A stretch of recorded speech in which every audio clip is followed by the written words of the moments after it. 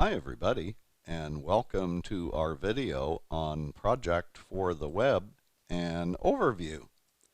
So what is this new Project for the Web anyway? It's the new project service from Microsoft delivered via the Office 365 platform.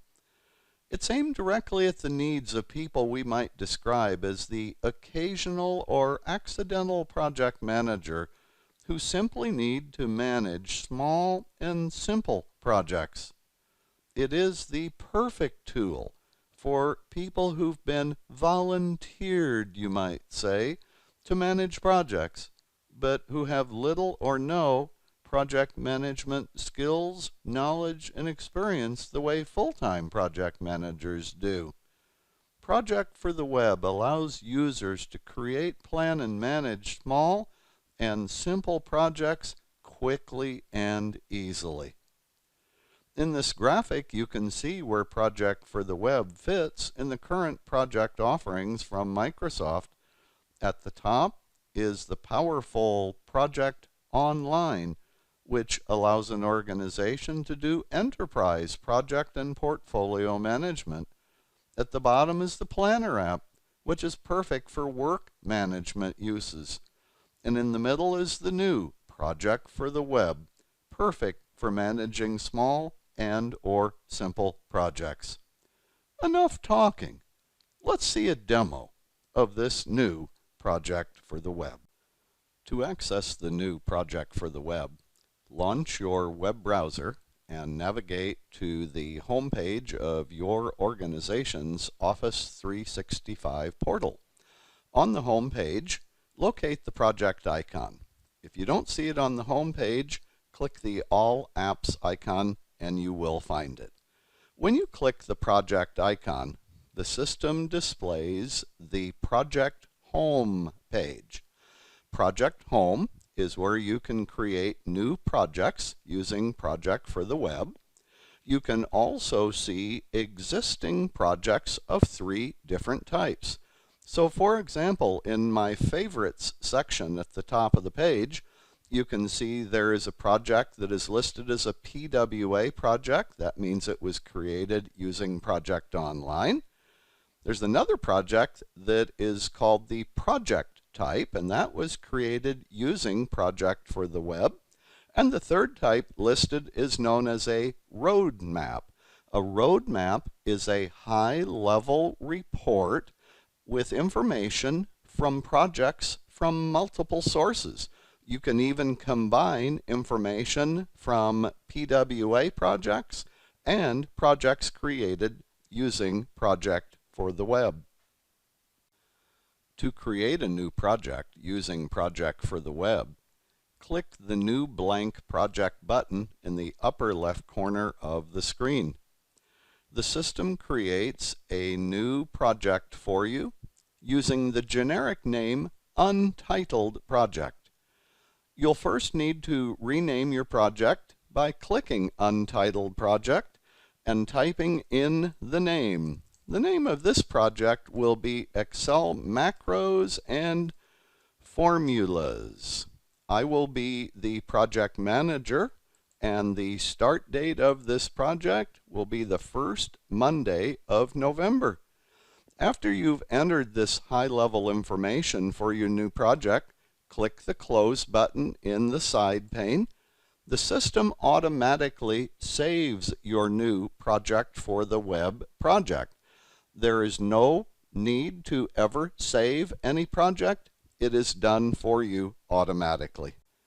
After creating your new project, you're ready to begin the planning process. The first wave of planning is task planning. As with all things in Project for the Web, the task planning process is pretty simple and straightforward. Simply click the Add New Task link and type in the names of the tasks you want in your project. I need the tasks Design, Build, Test, Implement, and I think I forgot a task. I think I need a task named Rebuild, but it's not in the right place. You can actually drag and drop tasks around just like that.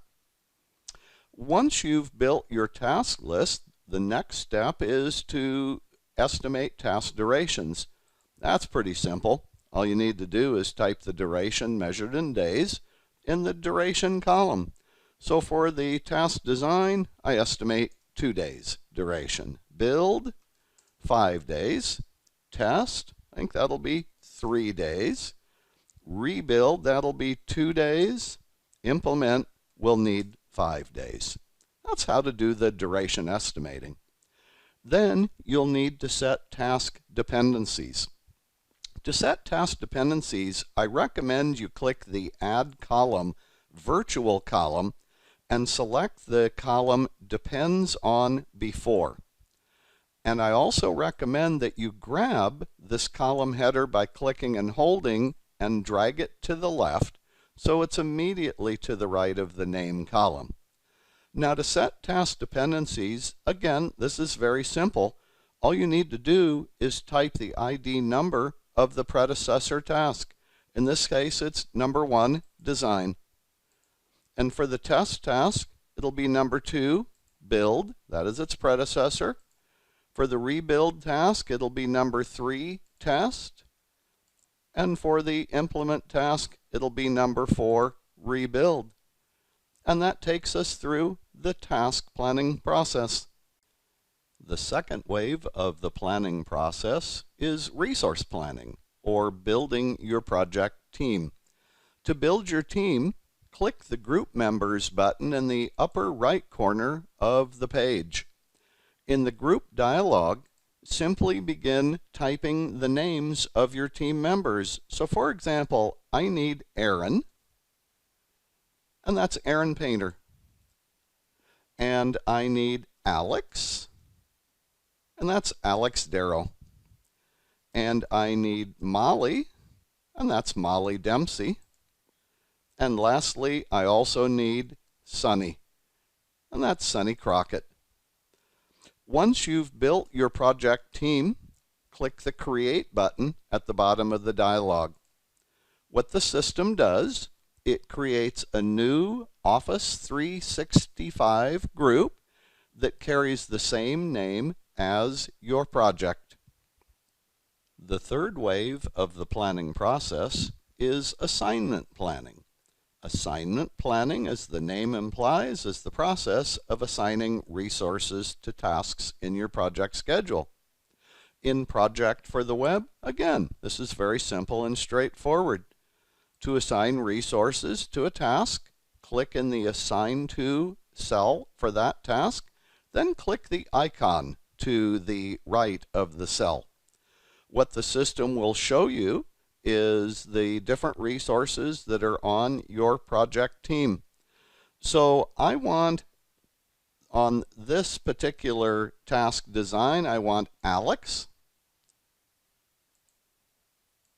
And on the build task, I want Molly. And on the test task, I need Sonny. On the rebuild task, that goes back to Molly. And then on the implement task, I actually need 2 resources. I need Alex and I need Aaron. Once you've completed the assignment planning process, your project is completely planned and is ready to go live. After your project has gone live and your team members begin working on the tasks in the project, you will need to manually enter progress on each of the tasks in your schedule. There are 2 ways to enter progress. The first way is the simplest way of all. When a task is done, you can simply mark it as done by clicking the little radio button to the left of the task name.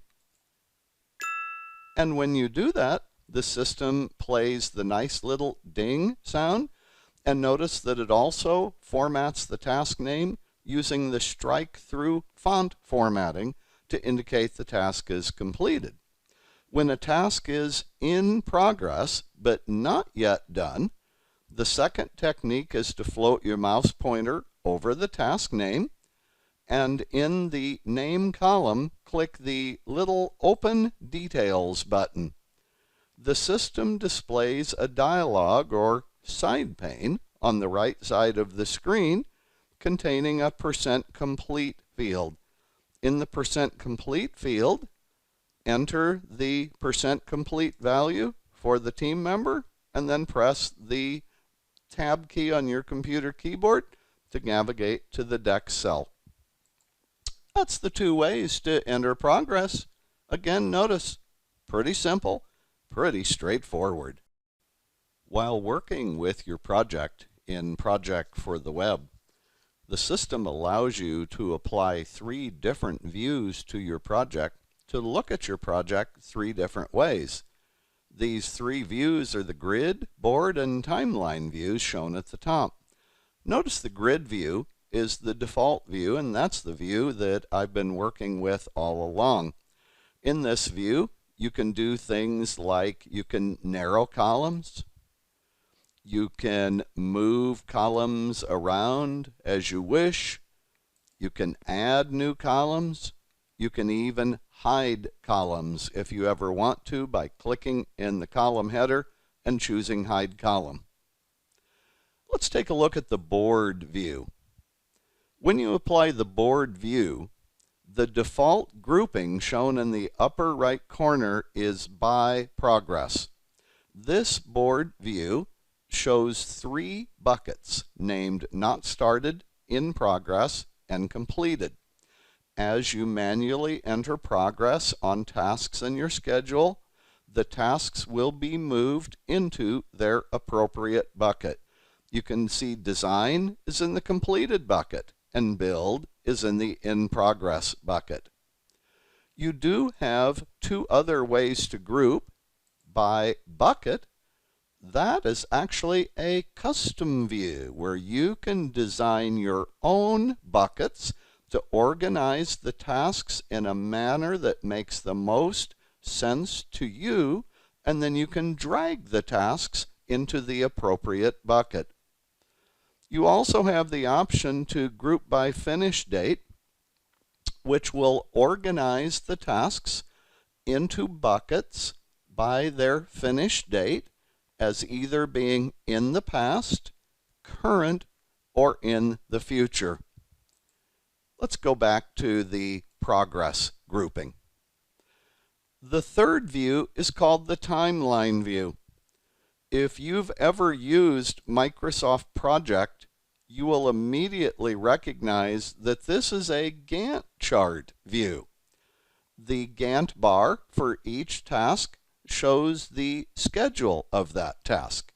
You can float your mouse pointer over the Gantt bar to see a little floating tooltip that shows you the schedule of the task. And at the top of the page, there's a zoom slider, which allows you to zoom out or zoom in as needed to either see less detail or more detail in your project.